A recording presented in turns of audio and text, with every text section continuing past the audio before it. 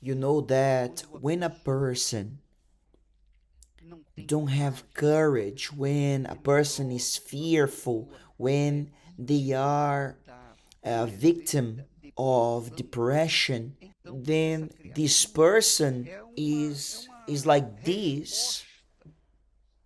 Their problem is a result of the doubts that they are inside of them. You know that we are living in a world where there is a war between the doubt and faith. And those who live by faith, they overcome the doubts. They are not afraid, they go ahead. Those who are living by their doubts, obviously, they will be a prisoner, a slave of this feeling that will bring all the problems. Doubts bring fears, doubts generate worries, doubts make people to be that state of being stuck.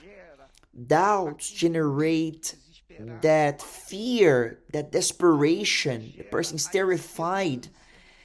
Doubts generate insecurities. For example, there are people who say, Bishop, my mom said to me, you are going to get married and you're going to be unhappier than I am. What you're doing to me now, your children will do worse to you.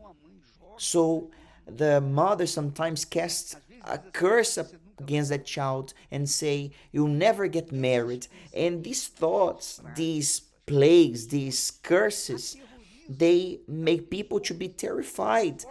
And they have that in their minds, they keep that inside of their hearts, and then they are afraid.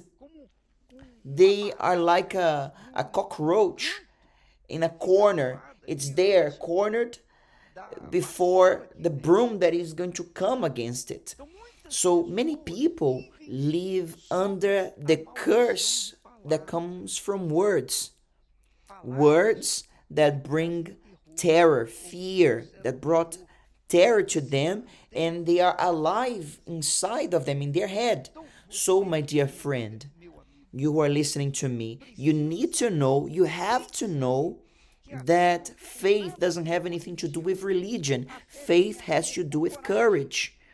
By the way, what motivates courage is faith. What makes a person to be courageous or boldness, decisive, well defined is their faith.